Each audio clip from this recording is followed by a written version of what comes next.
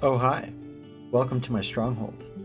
This is my first Valheim video on this channel, but I love this game, so I do plan to do more. Feel free to let me know any ideas you guys have in the comments. Anyways, this build is 100% vanilla with normal structural integrity and everything. I don't have the Infinity Hammer mod, so it could be a lot more detailed if I put the time into it. I also suck at interiors, which you'll see, so you've been warned. But I love building, and I love Valheim. You do too, so let's get into it. So here we are at the docks. Very stronghold behind us, of course. And I wanted to have docks on this build because sailing is just so integral to the game. And it doesn't really matter what kind of build you do. You want to be near the ocean. Yeah, so the docks, I wanted to do something that a Fuling would make, something crappy. They're not very good at woodworking. So these diverger walls work really, really well for that aesthetic in these core wood beams. So that's what I've done here. But yeah, I wanted to do something different. I wanted to build something different in this game. You see a lot of medieval structures and Gothic cathedrals, Norse temples, and I mean, there are some incredible builders that play this game, but I haven't seen this, and I really wanted to. And it turns out that the building in this game is so diverse that you can do something like this. You can make something elven, or a dwarven structure. You know, you can manipulate the build pieces in special ways and combine them in special ways. I'll give a little example right now. This is actually built on the remnants of a Fuling village. And you see this fence here is a remnant of that. And it's just crappily made. It's just sticks in the ground facing different directions. And I wanted to do something like that, but on a larger scale. So that's what these fences are for. Now, if we go through the front entrance here, we find ourselves in the main courtyard. I wanted to have two little huts in the front, make it look more alive, more like a city lived in. And I decided that one of these huts should be their kitchen, because why wouldn't the Fulings put their kitchen in a hut in the front of their keep? It's not furnished very nicely. Why would it be? It's, you know, Fulings made it. And again, with these core wood pillars, I think they just look so good with this aesthetic, especially weathered. These are all weathered core wood beams that are used. And this other hut, nothing special, just some living quarters, maybe for the guards. And if I'll go down there in a second, but up here, I started with some ramparts, some ramshackle pathways up and down, which is a staple in goblin structures. They just have all these crappy pathways all over the place. And that's what I try to emulate here. As well as these overhangs. I wanted to emulate the drag in World of Warcraft in Orgrimmar, where they kind of have these overhanging tarps that obscure the area below. So that's what I've done here. We don't really have tarps, so this is the best I could come up with, but that's all right. Some storage.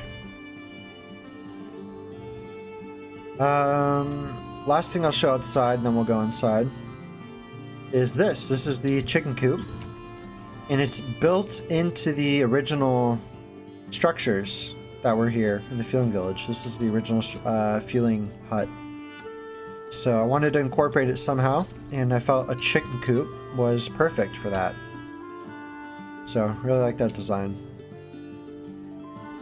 So going inside, we have, of course, lots of woodwork spikes. And this is just classic Goblin Keep. Got some fermenters here on the side.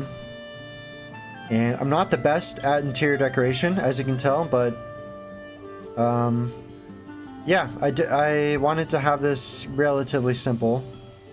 You know, goblins or feelings of simple lives. They accumulate gold, and they plan missions to accumulate more gold, and they eat around fires. That's what this is. Maybe they keep some chickens here. Some wood for the fire. And now we'll move into, actually, also these cages. I put these cages up. Like they could capture people up above. Maybe some unfortunate Vikings that wandered into their lands. Now, this room up ahead is my absolute favorite. This is just classic goblin interior, like a goblin dungeon, where there's all these different pathways and overhangs and nooks and crannies, like a Dungeons and Dragons goblin area. Love this. I'll go out there in a second, but yeah, here's some living quarters, nothing special. Just some personal chests, a lot of rugs on the ground. I wasn't sure what to do up here, so maybe if you guys have any ideas, you can put them in the comments, but definitely wanted an overhang. So that's basically what this structure was for. I wanted this view right here to have overhangs. And in the back, we have some storage. This is where the Askvin Tamers would be. And here's Gobble and Gibble, my trusty Askvin.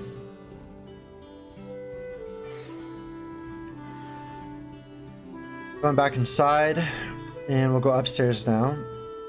I have to say the building in Valheim really took me by surprise. I've done building in a lot of games, Minecraft, and you know, I've actually done a lot of building in Valheim too, but I've never made a video or really sunk my teeth into it this hard before. And obviously this is my first Valheim video, but yeah, after doing Ashlands, I decided to really sink my teeth into the building, because I just had all these ideas that I couldn't do while we were leveling and progressing through the game. There's just a lot to it, and you can really fall into the mistake. I think it's a mistake to just gas the game and not take time to appreciate it and do some building and some taming, stuff like that. Here with the banners, I wanted to have something special, something orcish, but this game has really interesting load distance. Some objects, like these corewood pillars, will just despawn from a certain distance away. And it's a similar things with some detailing that you can do with banners, like with item frames and putting objects in front. But it wasn't really working for me, so I decided to combine the two different banners, because standalone they just didn't look quite right, but together they look quite good, like a shaman totem or something. Now up here we have the shaman tower, and it's held up by these really sketchy wooden beams. So we'll go up there. And we go way up high. We're already at the tallest point in the build. But the shamans want to be close to the heavens, of course. And here we are at the top. It's just the Galder table, of course. Need a spot for that. And we can look down below at our stronghold. And I love this view. You know, the plains are a wonderful spot to build. The only issue is that we have death skeetos. And I think it's... I don't want to say it's one of the worst things about the game, but I think it's an issue that should be addressed in the Deep North update, when they finally do that. And that is to let us build somewhere other than the plains when we're progressing. Just there's too many hazards, and the plains is really the only peaceful place with low instance count. Like right now, you see I have 6,900, 7,000. I have about 7,000 instance count here. Which, if you're a builder, you know, that's actually not too bad for something of this scale.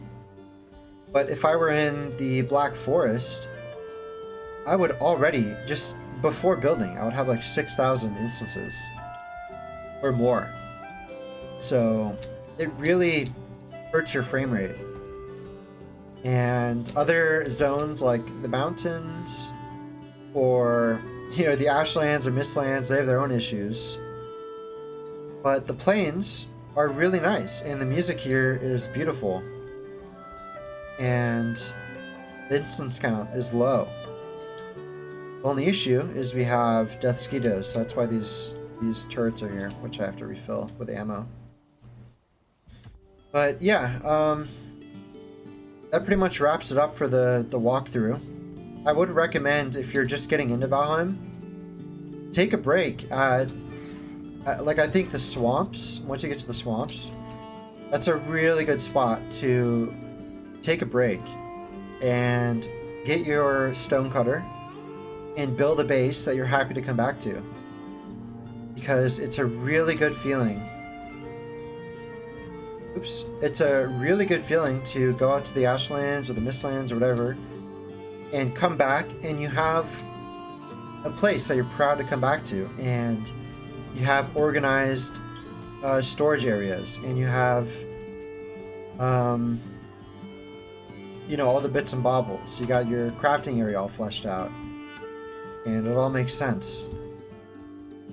And I think a lot of people just gas the game and they miss out on a lot of the beauty. So, yeah, thank you for sticking around if you still are. I hope you had a good time. If you guys have any ideas on how to improve this, or maybe for another build, I'd love to give it a go. So, yeah, that's it for now. Take care, guys.